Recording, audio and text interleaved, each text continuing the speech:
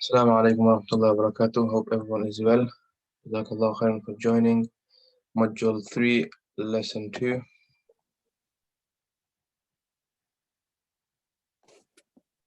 Okay.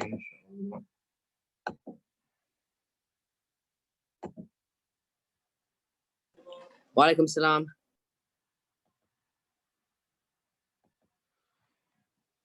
Inshallah, this lesson is beneficial to everyone. May Allah allow me to deliver this lesson to the best of my ability. Allah. Okay, inshallah, we'll start off with some questions, inshallah. It'll be verbal questions before we move on to the our lesson, inshallah. If anyone could write some food items the Prophet would eat on the chat option, I'm going to verbally say, inshallah. Some of the food items the Prophet would eat, mashallah, zaytun, pomegranate. Okay, we've got olives, mashallah, very good. Milk, mashallah, mashallah, everyone. Figs, flaxseed, mashallah, very, very good. Honey, mashallah, mashallah. Melon, beetroot, gourd, very good. Okay, next, inshallah, when Salah was given at the very beginning, when Jibreel Islam came down and he practically taught the Prophet how to do wudu and Salah, how many times would the early Muslims, pray every day? Yes, mashallah, 2 times, very good. Okay, who were the early Muslims? Who were the first few Muslims? You could write some of the names down, inshallah. Abu Bakr, Khadija radiallahu anha, Zayd bin Haritha, mashallah, very good. Ali radiallahu anhu, mashallah, very good. Okay, and also last question, what was the name of the first Islamic institute, the first Islamic school, madrasa? What was the name of it? Darul Arqam, mashallah, very good, very good. Jazakallah for that. A quick recap we did, inshallah. We're going to move on to our lesson 2, inshallah, now. After every lesson, inshallah, if you have any questions, I'll take some questions, inshallah. So before we start this lesson, before we start the actual lesson, inshallah, we're going to go over some blessed features of the Prophet ﷺ. Last lesson we spoke about 10 features which were mostly linked to his face. Inshallah, today we're going to be speaking about some of his body parts, inshallah. So number 1, his beard was full and dense. So he had a full thick beard and he was dense. Number 2, the hair on his head was slightly curled and parted in the middle. So the Prophet's hair wasn't straight, it wasn't fully curled, it was slightly curled and it was parted in the middle. What that means was it wasn't onto one side, so his hair wasn't all onto his right or left. There was like a partition he would put, so he would put some of his long hair on his right, some of it on his left side. His hair used to extend beyond his earlobe, so at times he would shave his hair when he would go for Umrah and Hajj. Other than that, he wouldn't really get a haircut. He would keep his hair long. At times it would reach his earlobe, at times half his ear, and at times the longest it would grow is up to his shoulders. Okay. Number 4, he was average in height, neither short nor excessively tall. So he wasn't too tall that you would have to look up to. He wasn't too short that you would have to look down to. He was the perfect height. All parts of his body were of a moderate size and fully fleshed. Okay. All the limbs of his body were proportionate. The bones of his joints were strong and large, so he had large and strong bones. His chest and stomach were in line, so his chest wasn't coming out. Okay, his chest and stomach were in line. The shoulders and the upper portion of his chest had fine hair, so he had some hair on his chest, and his forearms were long and his palms were wide. His palms were really soft as well. Anas bin Malik says that he hasn't felt anything softer, even softer than silk, were the palms of our beloved Prophet sallallahu alaihi wasallam. So just a quick brief, some 10 points on his appearance and some features. Inshallah, last lesson we spoke about food. Today, inshallah, we're going to speak about some of his blessed clothing and some accessories, inshallah. So the first one, the Prophet ﷺ would wear white clothes, okay? He would love the color white, he would wear white clothes. Now, the second one, if you see qamis, that's an Arabic word, it means long shirt. So if you look at the 4th picture, which is jubba, thobe, 𝗃mise and 𝗃𝗵 sometimes they're used together, so it could be the same thing.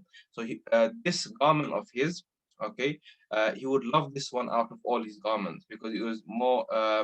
This was if he wore this, it was easy to wear. It was simple and it would cover his body well as well.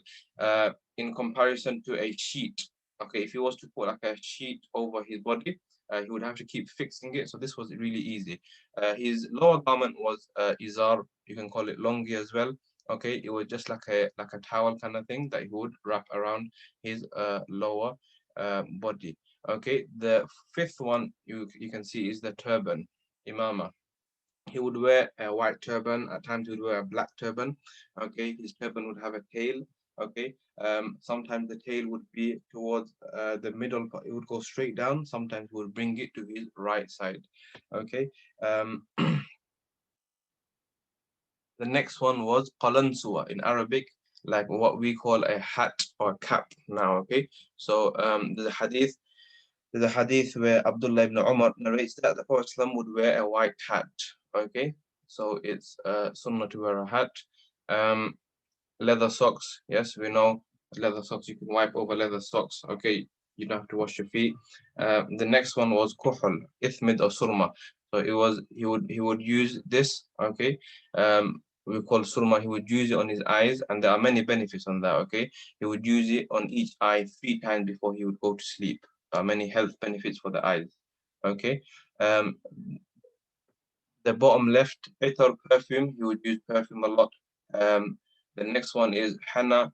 Okay, he would use this, okay, on his hair for medical purposes. Next one, olive oil. He would use a lot of olive oil on his hair, so much that his hair was kind of like drenched in oil. So he would have to put like a cloth on his head, then put the turban over the cloth so the turban doesn't get stained. Okay, he would comb his hair. Okay, his wife Aisha said he would comb from the right. Okay, he would comb from the right. He would start everything from the right. So he would put his right shoe on first and everything. The next one is a ring. Okay, his ring was made of silver, and the gem was from Abyssinia. So this ring he would use to stamp his letters that he would send to the kings. You know how we have stamps. Okay, he would stamp he would stamp with his ring. Okay, the next one is a mud. I don't know if anyone has come across mud. Okay, I have one. Mud is it's a measurement. You know how we say liter. It's a measurement. Okay, it's about 775 milliliters. Okay, this is the exact amount of water he would use for wudu. Fill this up. You can get these in 2 sizes. You can get the long one or you can get the wide one, if you can see. Inshallah, I'll put the link. If you want to buy one of these, I'll put the link on the there are some Islamic shops you can buy them from. It's about 775 milliliters. He would use this much amount, okay, to do wudu. Okay.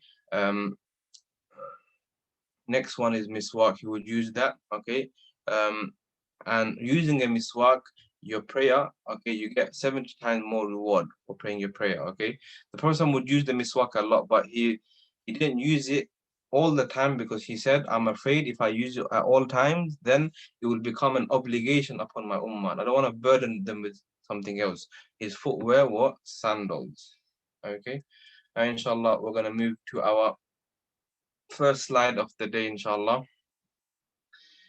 Inshallah, we'll move to our first slide of the day. Just checking that.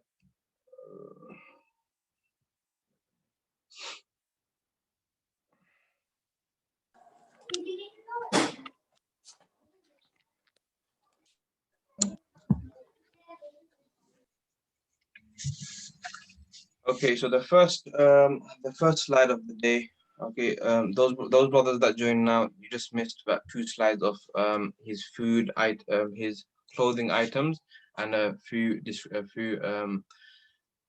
points on how his body was, how his hair and everything. Inshallah, you can catch up on YouTube, inshallah. So the first incident was the first slide is the incident of the Jews of Medina. So because the Quraysh, they weren't believing that he was the Prophet. Okay, so they went and they met they went to Medina and they met some scholars. Okay, these scholars were Jews, and they asked the scholars that how can we know that this Muhammad is saying the truth? Okay, how can we know that Muhammad is saying the truth?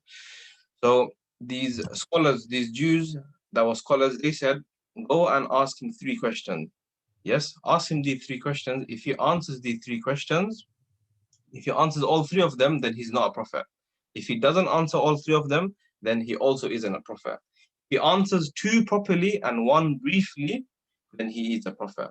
Okay, we're going to go into that in detail, inshallah. So the 3 questions were, question number 1 was, who were the young men, okay, who took refuge in a cave from the tyrant king? So who were the young men of the cave? Who were the people of the cave? Okay. Question number 2 was, who is the king who conquered the east and the west?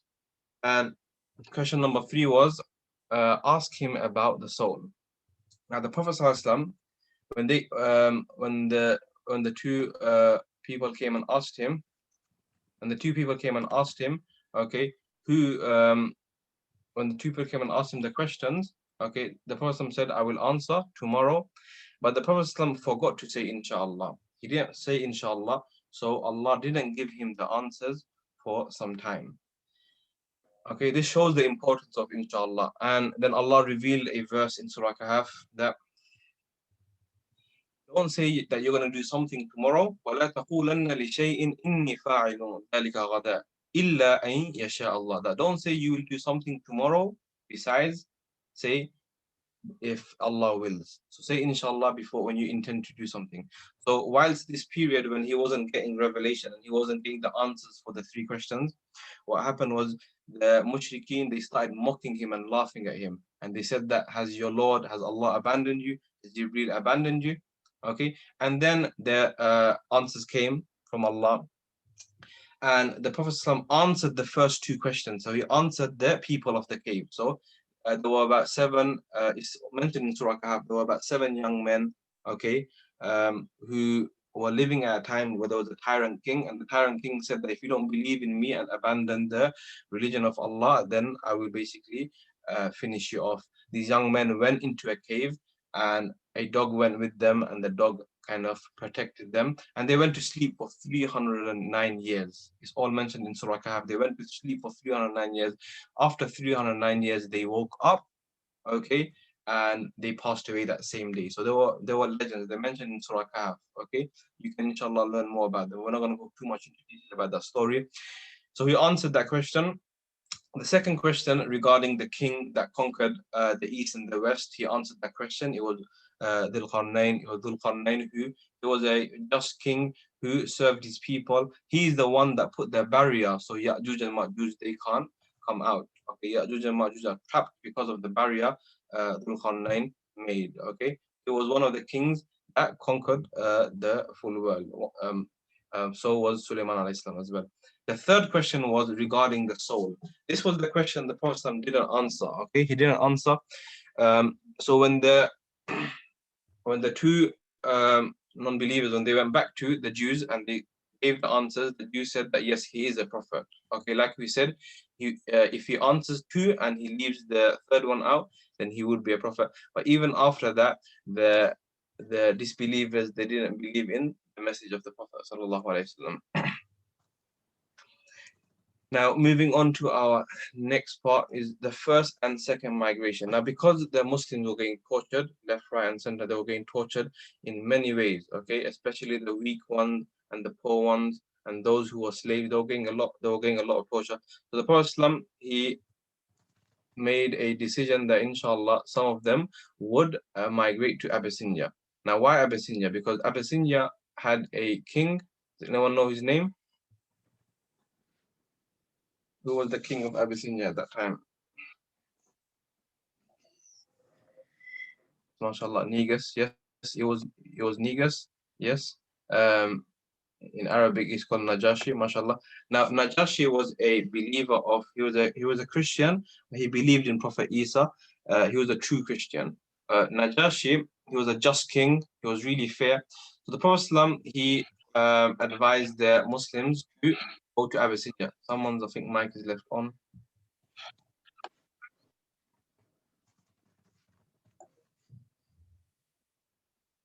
Can you please turn your mic on? So the Prophet ﷺ, he advised the Muslims to migrate to Abyssinia. So about 10 to 15 Muslims, they migrated to Abyssinia. When they got there, they heard a rumor that everyone in Mecca had become Muslim. Yeah. So they decided to come back. Now, what was this rumor? Now, what happened was, like you can see, point number 2, Surah Najm. In Surah Najm, there's a verse. The last verse of Surah Najm is a sajda verse. Okay, I don't want to say the Arabic because you're gonna have to do sajda. This last verse of Surah Najm, it means that prostrate to your Lord and worship Him. And because it was so powerful, and everyone in Makkah they knew Arabic, whether Muslim or non-Muslim, everyone fell into prostration. And the people that were walking by, they saw everyone in Makkah doing sajda, and they thought everyone in Makkah had become a Muslim. So what happened was, this news traveled to Abyssinia, and the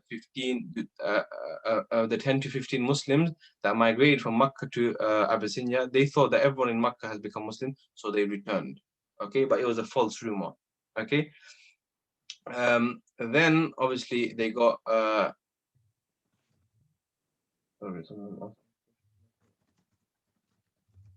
okay, then what happened was that the Muslims got tortured much more. Okay, so they decided to migrate to Abyssinia. This time there were more than 80 Muslims, okay, who migrated to Abyssinia.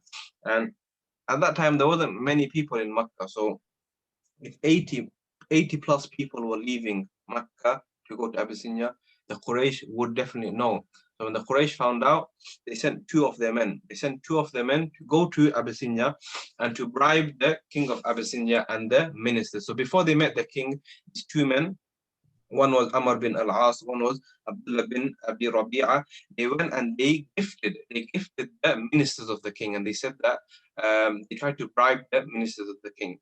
And also they took so much gifts for Najashi, for Negus, so they can bribe him. And they said to Negus, "Oh Najashi, the people who have come to your country, these people were from our city, they were from Makkah. Okay, they left our religion and they made a new religion up. Now they're going to come to Abyssinia and they're going to spread this false religion, and it's going to basically cause a lot of chaos in Abyssinia." Now, what Najashi did, he didn't listen. He didn't only listen to one side. Okay, he wanted to listen to both sides. So Najashi wanted to listen to both sides. So he asked the Muslims, okay, is this true? Okay, is this true what is happening? Is this true what happened? Did you make your own religion up? If so, then can you tell me what your religion is about and everything? Now, the Muslims, they appointed Ja'far. The Muslims, they appointed Ja'far bin Abi Talib, who was the cousin brother of the Prophet to speak to Negus. Okay, they appointed Ja'far bin Abi Talib to speak to Negus.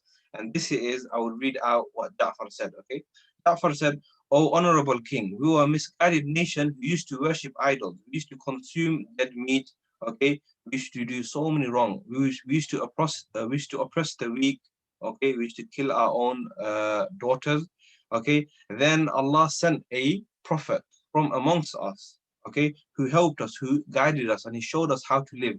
He told us to worship one Allah, to establish salah, to give zakah, and to fast."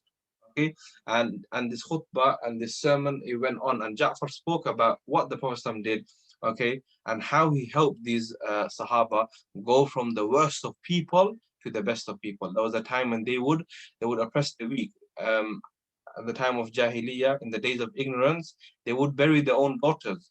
Okay, these are the same men who went from that side, from being like that to becoming the best of people. Okay, so Ja'far spoke, and Negus really liked it. And Negus said, "Do you recite? Is there anything you can recite from your book?" And Ja'far, he chose to recite Surah Maryam.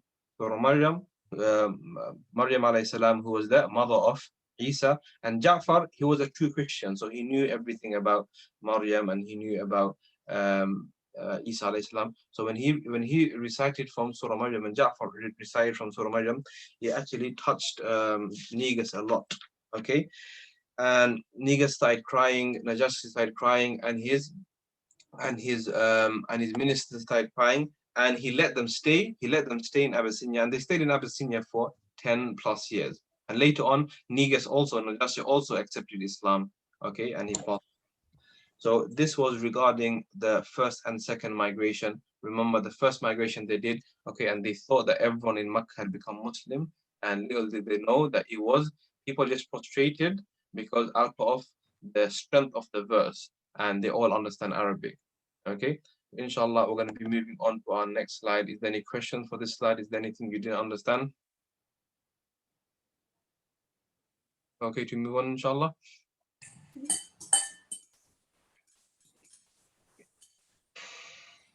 Someone asked a question. Where is Abyssinia? Abyssinia is right now it might be Ethiopia right now, something around there. Okay, I think it's a few countries together or around Ethiopia. Not exactly sure.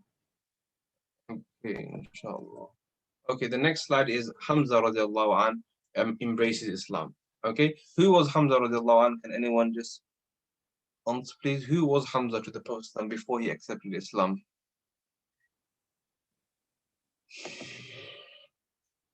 His uncle, paternal or maternal?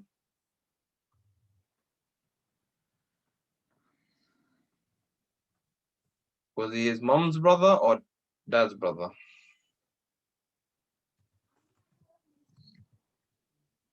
Paternal, mashallah. It was his dad's brother, not mom's brother. It was his dad's brother. So his father Abdullah's brother was Hamza. Now Hamza radiallahu anhu was accepting Islam. This story was amazing. The story is really amazing. So once what happened was, our Prophet ﷺ, he was doing tawaf the Kaaba, and Abu Jahl. Okay, you all know who Abu Jahl is. Abu Jahl, that's not his real name. Abu Jahl means the father of ignorance. His real name is Amr bin Hisham. But the Muslims, they called him Abu Jahl, and he became famously known as Abu Jahl, which means the father of ignorance. And the Muslims hate him so much that today his house, yes, is toilets now. Okay, so where the toilets are, that's where his house was. That's where he was living. That's how much the Muslims hated him. So once the Prophet was doing tawaf, and Abu Jahl, okay, he was harassing the Prophet, he was taunting him, calling him names, and some say that he also picked up a stone and he hit it at the Prophet. And the woman who was around, she witnessed everything, and she went and told Hamza radiallahu anhu. Hamza radiallahu anhu, he was returning from hunting. Yes, he was a hunter. Okay, he was very fierce. Okay, he was really brave. He was a good warrior. So he was returning from hunting. He had his bow and everything. And this woman complained to him that this is what happened to your nephew. Okay, and Hamza, he found Abu Jahl, and he went and he hit Abu Jahl. He started beating Abu Jahl up, and people tried to come and stop it, but he said, no, this man is harassing my nephew. And out of anger, Hamza said, I follow the religion of Muhammad. Out of anger. Okay, he said that, what would you do? I follow the religion of Muhammad as well, but he never meant it. So now everyone was thinking, what, is Hamza also a Muslim? When Hamza went home that night, and before he went to sleep, he was thinking that what he said, okay, what did he say? Now everyone's gonna think he's become a Muslim. Okay, he was known, he was famous in the area and everything. And he asked Allah, oh Allah, if you are the true God, oh Allah, give me like peace in my heart. And he did feel that peace and everything, and he embraced Islam. And he was given the title of Lion of Allah. Okay, he was the Lion of Allah in terms of his fighting style, how brave he was. Okay, and when Hamza accepted Islam, it gave all the other Muslims some sort of hope and courage and bravery. Okay, because Hamza was really brave, and they had another leader. Okay, and a few days after Hamza, another big leader, he accepted Islam. Does anyone know who that was? Literally 3-4 days after Hamza radiallahu anhu, a big leader accepted Islam, that gave the Muslims more courage. Umar radiallahu anhu, mashallah, very good. Umar radiallahu anhu. Now, quickly before we move on to our next slide, speaking about Abu Jahl was such a wretched individual, such a enemy, such an evil enemy, that this guy had so much pride that Abu Jahl, he told Abdullah ibn Mas'ud, a companion, that, oh Abdullah ibn Mas'ud, when you lot kill me, and you want to slice my head off, cut me from underneath my shoulder. Yeah? when you kill me and you want to take my head and show everyone that Abu Jahl is dead, cut me from underneath my shoulder. Abdullah ibn Masud said, why? Like, if you're dead anyway, like, why do you care? He goes, because when you place all the heads, I want my head to be the highest. But look how much this guy, look how corrupt this guy is. He still cares about his image after he has died. Okay, this is how he lived his life. Okay, and Abu Jahl, no, now before Umar radiallahu anhu, before the next slide, before Umar radiallahu anhu accepted Islam, the Prophet made a dua. Oh Allah, make either Abu Jahl a Muslim or Umar a Muslim. Okay, oh Allah, make one of these to a Muslim, and Allah guided guided Umar radiallahu anhu through Prophet dua. Now, inshallah, we're going to move on to that slide, and we're going to learn about how Umar radiallahu anhu accepted Islam. Now, Umar radiallahu anhu was really famous for his strength, bravery. No one dared to give him da'wah. No one dared to go and speak to Islam, to preach about Islam to him. And he had many other qualities. Okay, he was really eloquent in his speech. Okay, he was one of those in Mecca who could speak, read, write Arabic fluently. Okay. So, and you know the people of Makkah, okay, because they were poor and there was no institute to teach Arabic, and everyone was from a poor background. Not many people, most people in Makkah, they couldn't read or write. Just like the Prophet ﷺ. Umar was one of those singled out that he could read, write, and he was really strong, brave. No one had the courage to even speak to him. He was really respected in the community. Okay, now, with the dua of the Prophet ﷺ, Allah guided Umar radiallahu anhu. Now, a few incidents happened before Umar radiallahu anhu accepted Islam. The first one was, before the first one, Umar radiallahu anhu, he hated Islam so much. Okay, there's a story about this man. He said that Umar radiallahu anhu, Umar won't accept Islam. Yes, Umar's donkey has a higher chance to accept Islam than Umar. That's how Umar was. He hated Islam so much. One of his slave women became a Muslim and he beat her up to the limit so much. Okay. Now, two incidents happened that got Umar radiallahu anhu close to Islam. Incident number one was Umar radiallahu anhu used to drink alcohol before he became Muslim. Okay. So once he went to their kind of pub, but it was closed, he couldn't drink. So he went to his friend's house and his friend wasn't opening the door. So he needed to drink. He was addicted and everything. So he thought, you know what? Let me just go to the Kaaba. Let me just worship whatever I worship, the idols, whatever. I'll get tired. I'll go home and go back to sleep. When he went to the Kaaba, he saw the Prophet praying there. He was reciting and he was praying Salah. So what Umar did, Umar radiallahu anhu, he went to a different side of the Kaaba where the Prophet can't see him, and he was listening to what the Prophet was saying. Now, the Prophet at that time was reciting from Surah Kaafiroon. Surah Kaafiroon is Surah number 69. I'm going to read the English of the verses the Prophet was reciting. And these words, they touched Umar a lot. Okay. The Prophet was reciting from a verse, when Umar started hearing, he was reciting from verse number 4. So when the Prophet was reciting, when Umar started hearing, he heard from verse number 40 from Surah Kaafiroon. Surah Kaafiroon is Surah number 69. إِنَّهُ لَقَوْلُ رَسُولٍ كَرِيمٍ. Verily, this Quran is a word brought by an honored messenger, by Jibreel. Okay? It is not the speech of a poet. Few are those who have faith. Neither it is a speech of a fortune teller. It is a revelation from the Lord of the universe.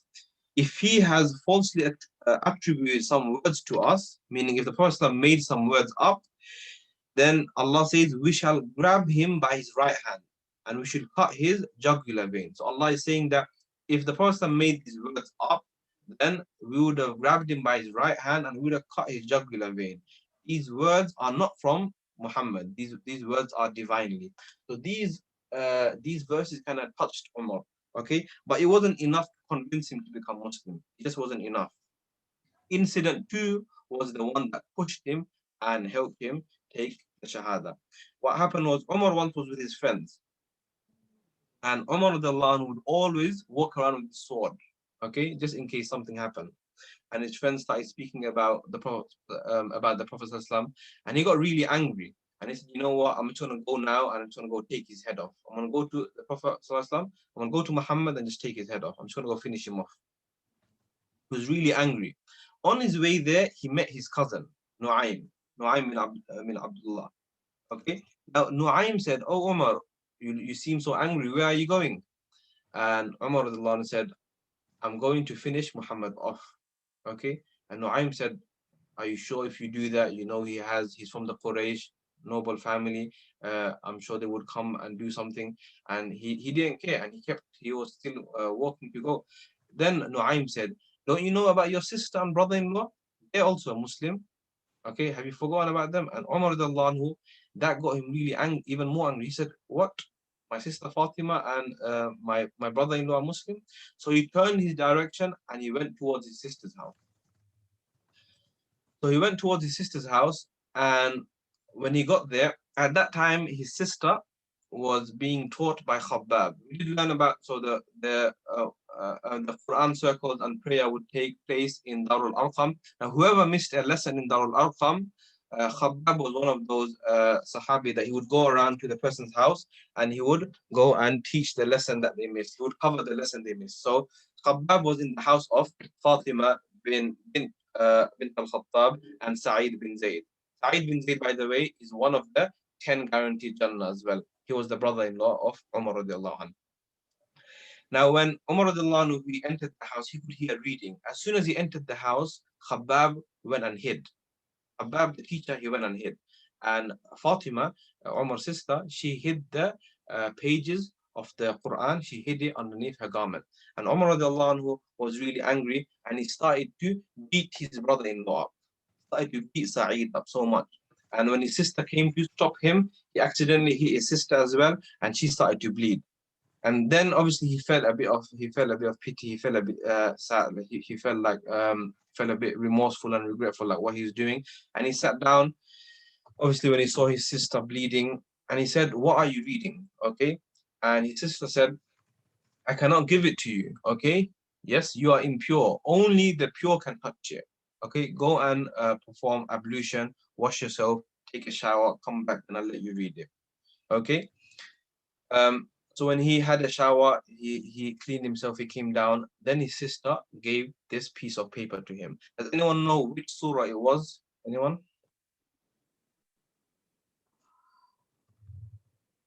MashaAllah, MashaAllah, MashaAllah. It was Surah Taha. Very good. MashaAllah, very good. So it was Surah Taha. And Umar, like I said in the beginning, Umar, yes, he had many qualities. One of his qualities was he was eloquent in his Arabic. His speech, his reading, writing was very good. So as he was reciting these verses, it touched him a lot. And he knew that these words are not from Muhammad. These words are definitely divinely, okay? This is, and he actually, some light went into his heart. And this was enough for him to go and take his Shahada. So he asked Khabbab, obviously, Khabbab, where is the Prophet? Khabbab said, he's in Darul Arqam, okay, next to the mountain Safa, so go there and accept Islam. Now, Umar, he still had his sword with him. Now, imagine he's coming to Darul Arqam. Now, the Sahaba, when he knocked on the door and the Sahaba saw him, the Sahaba were thinking, like, what's going on? Umar with his sword? Now, think about it. If that was any other ruler and they saw such a fierce man coming with a sword, what would they do? They would go and tell the guards to go finish him off. Yes? But the Prophet said, allow him to come. Allow him to come. Okay, let him come in. The Prophet wasn't scared. He didn't want to finish Umar off. He said, allow him to come in.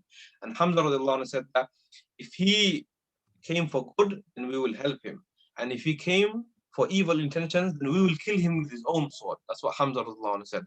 Umar came, and the Prophet gripped him, and the Prophet got him next to him, and he spoke to him. And Umar, he took his Shahada, and those are loud takbir. Everyone said Allahu Akbar. Okay, all the Muslims that were there, it was an amazing feeling. Just imagine how there's a handful of Muslims and they are getting tortured left, right, center by all the leaders and everyone in Mecca.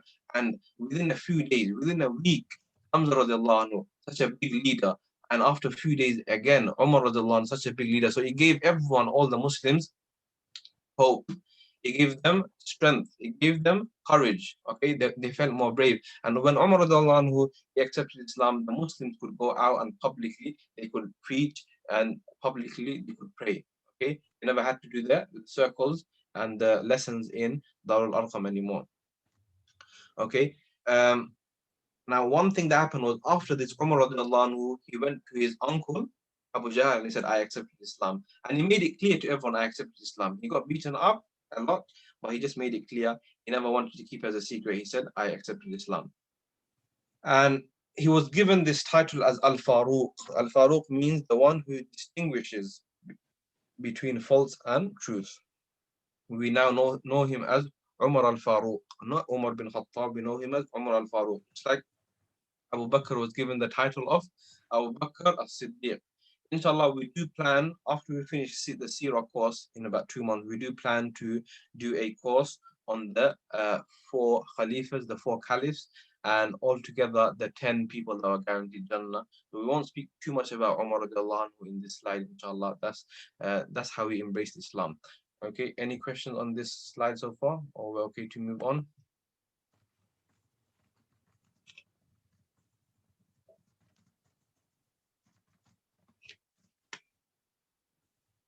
Okay, inshallah, we're going to move on to our next slide, inshallah. Now, the next slide is now because Umar radiallahu anh and Hamzah radiallahu anh, they accepted Islam. Now, Islam was growing at a rapid pace. Okay, people were accepting Islam, and Islam was growing. And the Quraysh, they got really scared, and they thought, how do we stop? How do we stop Islam from growing? So they appointed 𝗃𝗏 ibn Rabi'a. 𝗃𝗏 ibn Rabi'a was famous amongst the from the non-believers, okay, and he tried to come to the Prophet and bribe the Prophet. So he told the Prophet, O Prophet of Allah, if you want money, we will give you all the money. If you want status, we will give you all the status. If you want whatever you want, if you want women, we will give you more wives. Okay, if you think you're mad, we will give you the best doctor. Okay, all we need from you is one thing. We just need you to stop preaching. We just need you to stop preaching. Okay, and 𝗃𝗏 was going on. He was giving his, he was trying to bribe the Prophet. When 𝗃𝗏 finished, the Prophet said, 𝗃𝗏, are you done? All the Prophet said was, he recited some verses to him from Surah 𝗃ص verse 1 to verse 13, inshallah. I'm going to read these verses to you, just the translation of these verses. So this is Surah number 41. The Prophet said, Hamim, a revelation from the most compassionate, the most merciful. Okay, and he went on to say that a book, the verses of which have been clearly explained as an Arabic Quran for a nation with knowledge. Okay, a carrier of good news and a warner of bad. However, most of them turn and do not listen.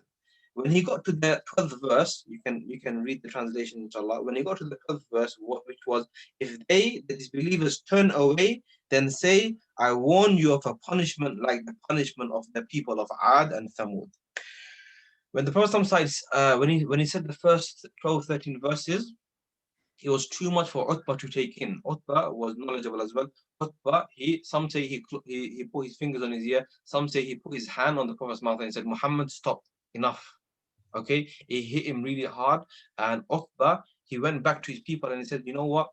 Okay, he's not a poet, he's not a madman. Okay, he's not a fortune teller. What he spoke now, what he said to me, is definitely divine. Like, this man is not lying. Okay, and everyone was like, 𝗃𝗏, how can you agree with him and stuff like that?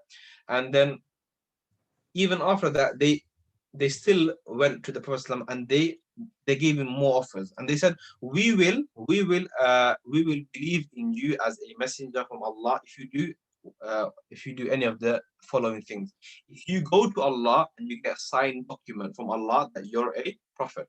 Okay, and they said many other things, that if you make the mountains gold, then we will believe that you are a prophet. If you become rich because you're really poor, and they started saying so many things. Okay, and Jibril alayhi salam came and said, oh Muhammad, Allah is willing to make the mountains to gold, but the condition is that they have to believe and they have to accept Islam. If they don't, then Allah will punish them. So when the Prophet said the condition to them, they were like, no, that's fine, actually you don't need to do that. Then Allah revealed some 3 verses in Surah Bani Israel.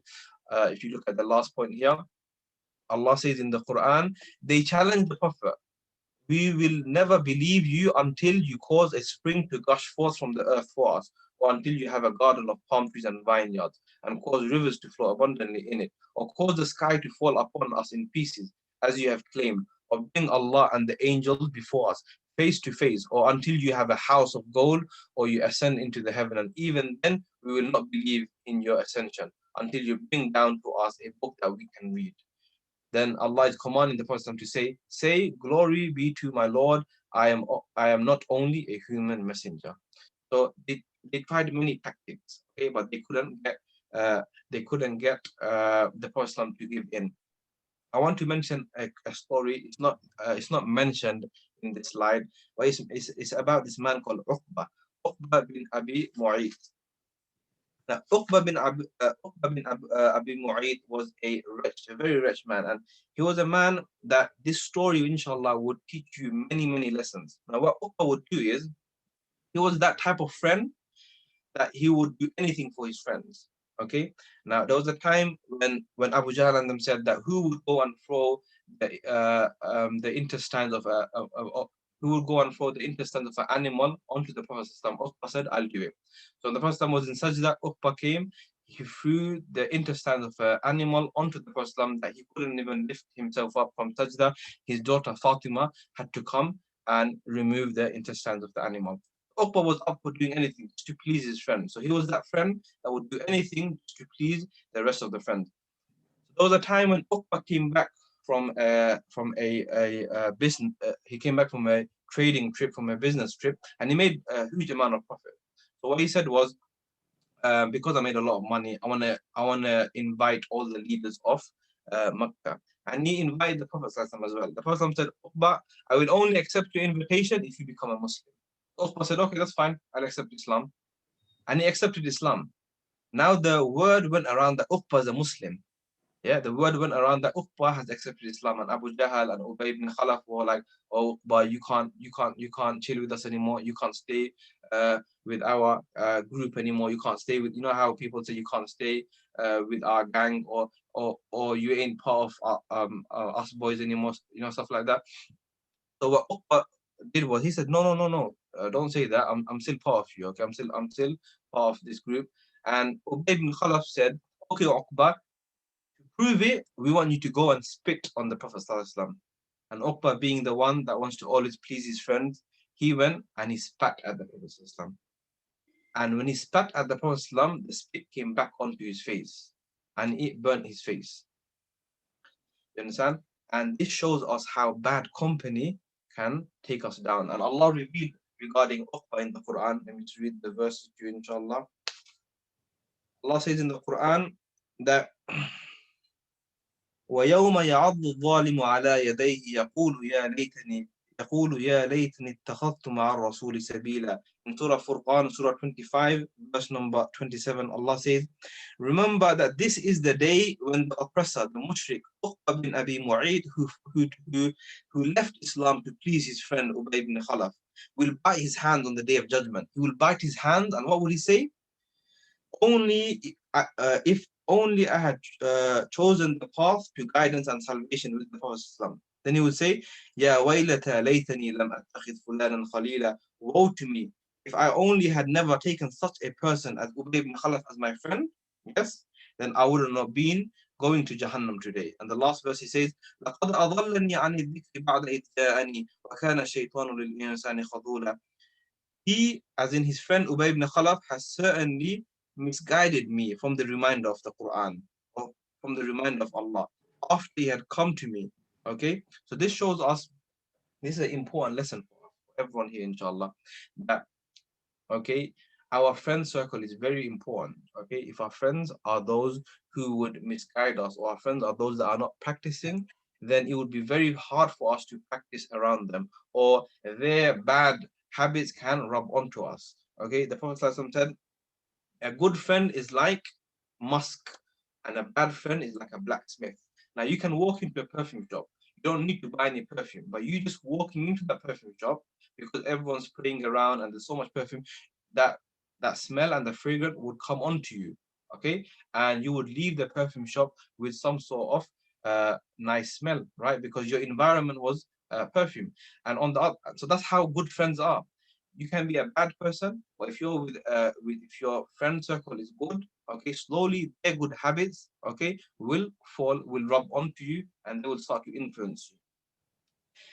Then the Prophet said, and bad friends are like blacksmiths. Okay, if you go into like a blacksmith where they make obviously iron, metal, and stuff like that, even if you don't buy anything, that smell of them burning these metals would come onto your clothes, and you would smell. You would smell bad. You understand? Even though if you don't buy anything, that's how bad friends are. You might be a good person. You might be praying your 5 times prayer, but imagine, okay, you are with friends who don't pray, and it's prayer time, and they want to go and do something else. Would that stop you from prayer?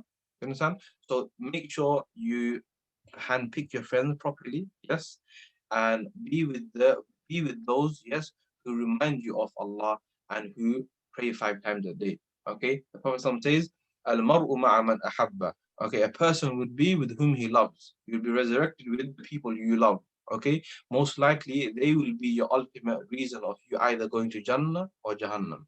Okay, so pick your friends wisely. May Allah make it easy for us, inshallah. May Allah give us all good friends. I mean, how did the spit come back to him? This was Allah made the spit come back to him. Okay, so when 𝗃𝗶 spat at the Prophet, Allah made the spit come back to him. Allah can do anything. Okay, we're going to speak about the miracles. Allah, you understand? Allah is all powerful. He can make anything happen. Inshallah, moving on to our next slide, inshallah.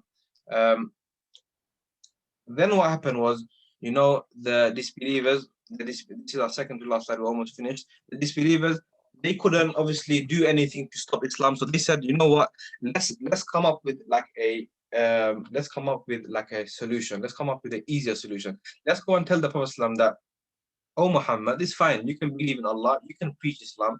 Worship the idols for 1 year, and we'll worship Allah for 1 year. Then you worship the idols for the next year, and we'll worship Allah for the next year. So they came and they wanted to make this agreement.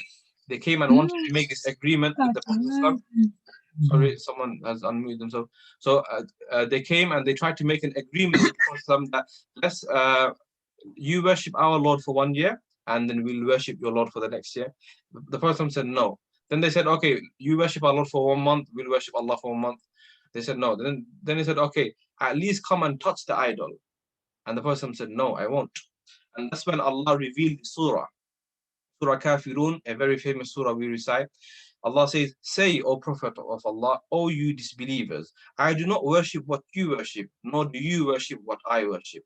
I will never worship what you worship, nor will you ever worship what I worship. For you is your religion, and for me is my religion.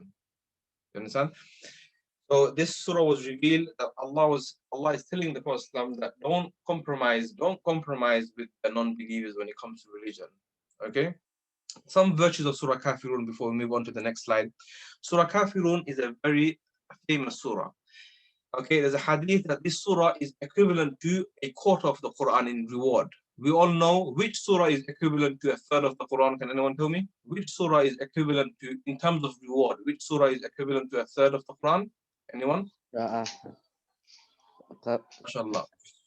Surah Ikhlas. Okay, it's called Surah Ikhlas. Yes. Some do call it Surah Ahad, but it's famously known as Surah Ikhlas. MashaAllah. Qul huwallahu ahad. Qul huwallahu ahad. If you recite it 3 times, you get the reward of reciting the full Quran. Even though reciting the full Quran is much better, but you just get the reward of it.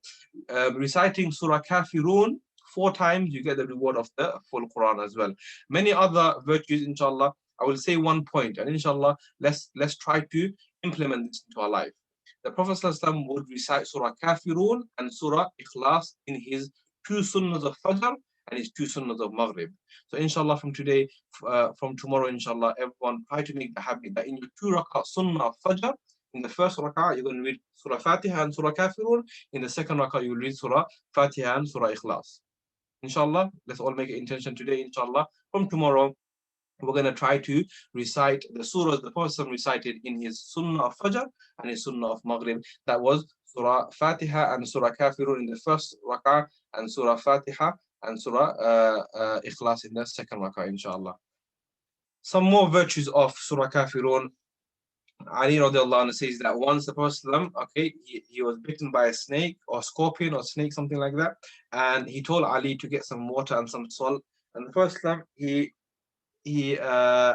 recited Surah Kaafiroon, he recited Surah Falaq and Surah Nas, and he applied that onto his onto the bite, and he was healed. Okay, Surah Kaafiroon, the four quls, we should try to recite them before we go to sleep. So قل يا أيها الكافرون قل هو الله أحد قل أعوذ برب الفلق قل أعوذ برب الناس. Try to recite them before you go to sleep. Also, there's a hadith that the Prophet said, recite Surah Kaafiroon. Okay, if you recite Surah Kaafiroon, it will protect you from getting into shirk. It will protect you from committing shirk.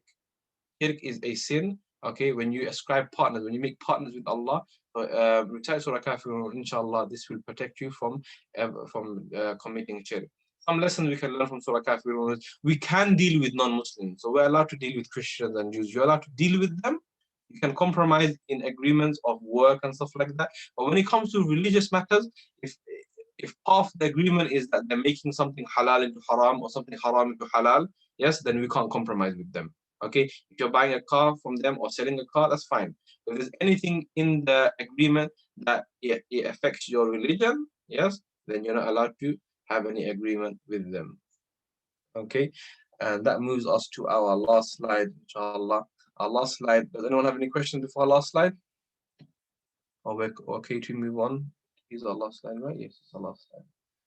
Okay, this is our last slide. So when the Prophet ﷺ, obviously, when they gave all these offers, they first said that if you want money, if you want woman, if you want status, if you want fame, if you want whatever you want, you will give it to us. We will give it to you. Just leave what you're doing. He said no. Then they said, okay, let's make an agreement. 1 year, 1 year, you worship the idol 1 year. He said no. Then they said, okay, Muhammad, we will believe in you if you show us a miracle. Now, the first point is, how did prophets prove they were prophets? Prophets proved they were prophets because Allah gave them the ability to perform a miracle that was limited to this specific time. It didn't mean that they could do miracles whenever they wanted to. No. Okay? They never had powers. Okay, Allah is the most powerful. Allah, through His power and greatness, He gave them the ability to perform some miracles just for this moment. So we know so many miracles of previous prophets. Can anyone write on the chat option, not about our prophet, but the previous prophets? Which miracles were other prophets given? Were like Prophet Musa, Prophet Isa? If you could write on the chat option, inshallah. Okay, Prophet Musa was given a stick, mashallah, splitting of the sea, Prophet Musa, mashallah. Anything else? Prophet Isa curing the blind and giving life. Yes. Prophet Saleh, Prophet Isa healing, mashallah. When the sick turned into a large snake, mashallah. Yes, yes. Very good. So I will say some, inshallah, but there's many, yeah. So Prophet Saleh, one of his miracles was his people said to take a pregnant female camel out of a rock. Yes. So the people of Prophet Saleh told him, we will believe in Allah if you can take a pregnant female camel out of a small rock. And Allah did that, but they never accepted Islam. Prophet Musa, you know the story about the stick, how he split the sea, and his stick was like was a miracle. Prophet Musa and the cow as well, when the man passed away, and when this man from the Banu Israel was killed, and no one knew the killer, he got a cow slaughtered, and he put a piece of the meat of the cow onto the man, and the man he woke up from his and he said, this person killed me, and then he went back into his grave. Prophet Isa as well, he spoke at birth. Okay, he could cure the blind, he could give the dead life, he could make birds out of clay, and he could blow. Yes, mashallah, Prophet Sulaiman could speak to, and animals and birds, very good. Prophet Dawood could, he could carve, he could get iron, steel, and he could make shapes with it. Many miracles like that, mashallah. One of the miracles that the Prophet our Prophet did was splitting of the moon. So they said, we want you on a full moon day, we want you to split the moon. And they said, if you do it, we will believe in your religion. So the day came, and the Prophet, he put his finger out and he put the moon to half with his finger, and he moved one half to the right, one half to the left. Even after that, they said, no, this is not a miracle. Okay, this is you just gave us an illusion. Okay, this is just magic. And they said only the people of Makkah saw it, no one else saw it. So then this is not enough to convince us. So much that they even went to the outer area of Makkah and they asked the people, did you see anything unusual recently? And a man who was outside of Makkah said, yes, I saw the moon split into two. He went one side, one of the halves went to one side, the other half went to the other side. Even after that, they never accepted Islam. Allah reveals in Surah Qamar. Surah Qamar, the word Qamar means moon. Allah says, the hour has drawn near. Okay, 𝗃𝗶𝘳𝗃𝗀𝗃𝗃 وانشق القمر, and the moon was split in two. Yet whenever they see a sign, they turn away, saying same old magic. They were like, oh, you're just performing magics in front of us and stuff like that. You're not a true prophet, and we're not going to believe in you. Then the Prophet kind of knew, you know what, these people, no matter what, they won't accept Islam. Okay, that the ears have been sealed, they can't take any good. The eyes have been sealed, they can't take it, they can't see any good. The hearts have been sealed, they can't feel any good. You know, like the verse in Surah Baqarah, ختم الله على قلوبهم وعلى سمعهم وعلى أبصارهم غشاوة. Okay, that the hearts have been sealed. Okay, no good can enter it. The ears have been sealed, no good they can't hear any good. So that's how these people have become. Last point, inshallah, before we finish, is other miracles of our Prophet ﷺ.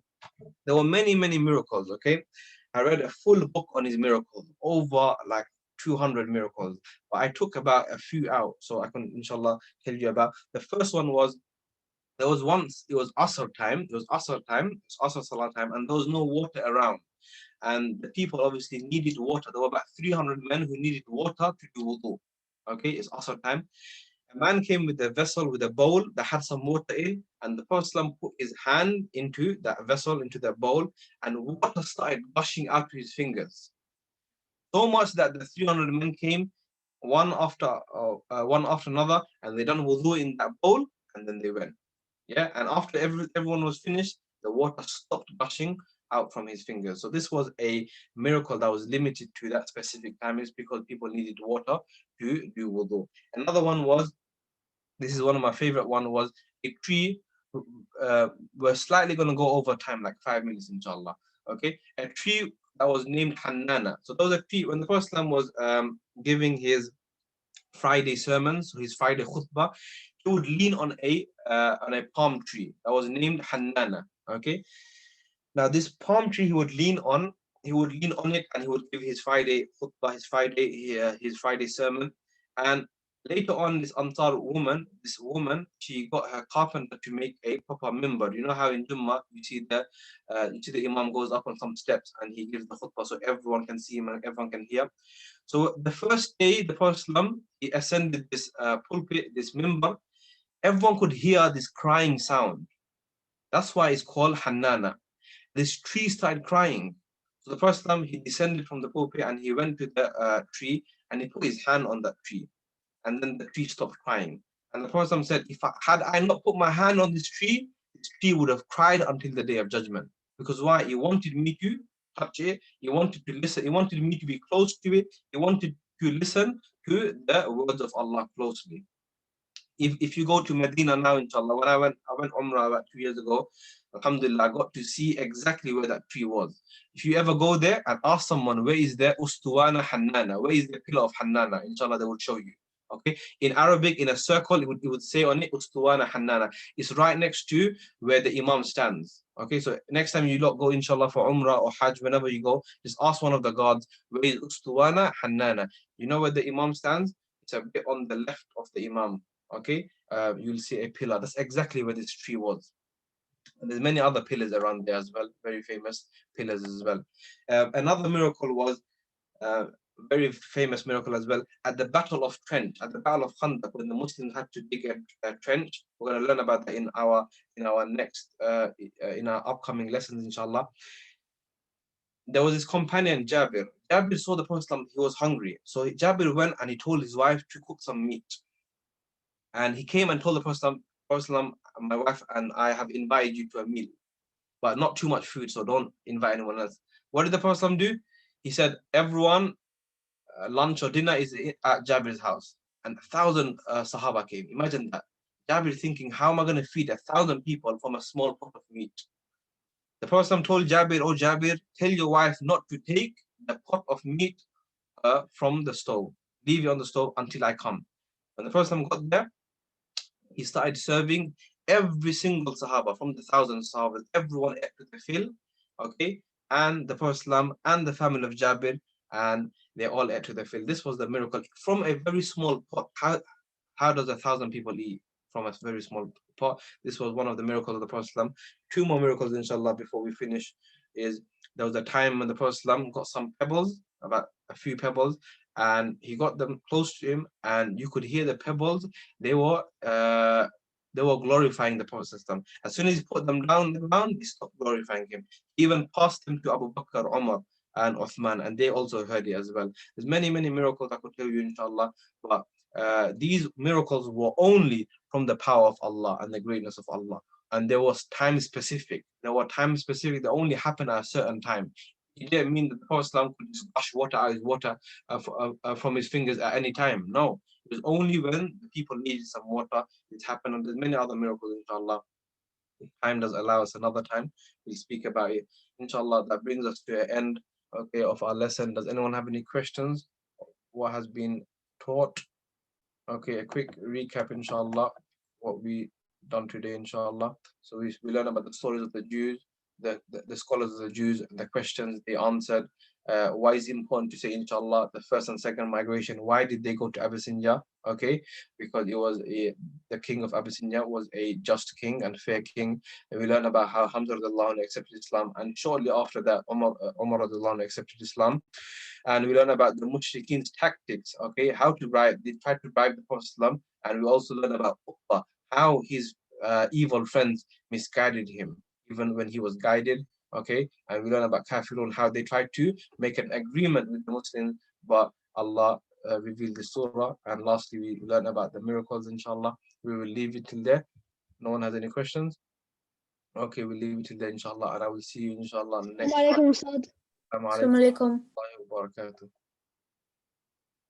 السلام عليكم أستاذ. السلام عليكم أستاذ.